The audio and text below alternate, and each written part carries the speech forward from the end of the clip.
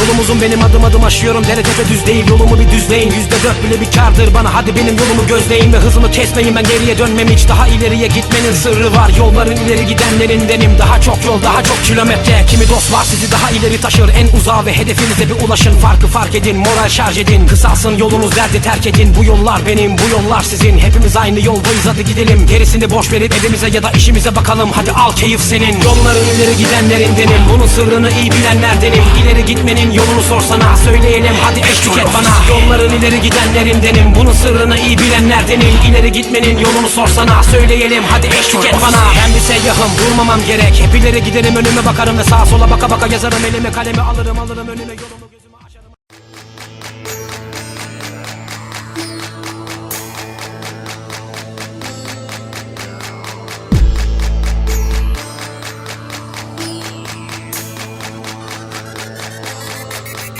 أو إذا في مجال لحتى تسكروا لبوزك فبعرضه لأختك بسرعة بلا ما كسره. ضيقتوا الأخلاق ما غيرتوا نفس الفشل عم تعيدوا هو يتكرر مراتكم راح فسره. الواحد فيكم نزل دمعته يأس تخبط كره حياته ما وصل طرفه لبوطي. ما راجل ورا الشاشة تفهموا فبرة كيف فوق الرشة اشاعات لما قدرتوا تسكتوا لي صوتي. فوركن ندفن من دون كيف ريزفن لو معكم مجلس الأمن ما بتفوتوا غير بكفن سكن دواكم بحيدر رجاكم بلسانوا صفاكم بكلام ونهاكم فالحسوا لك الصفا. لو واحد فيكم زال لما يجي ويسيبني قدامي لحتى اشلع على مرته عضوة التناسلي. بعد ادحش وبيتم ما خلي مزق لاحشاء تكتورة بعد ما يبلش عد التنازلي. 10 9 8 7 6 5 4 3 2 1 يلا حنا وقت الدوغ ستايل. واللي حبطك خبطك ترى بقى الدنيا عد دماغك سو سك ما دك تك ديزك كليك كليك داي. عندك قرش كفيل يخلي امك لعب فوق مورتال كومباك مع قضيبه بالليل. ختم ما فاست ختم ما فلوس قوة كلمات وبونشز انا ما بهدى على اسلوب واحد هزيل. معلومة سليمة والله لا خليكم تتوسلوا مني واقف مثل ما توسلتوا لا تطلعوا من حمص قديمة. ربط رقبتك بحب المسؤول.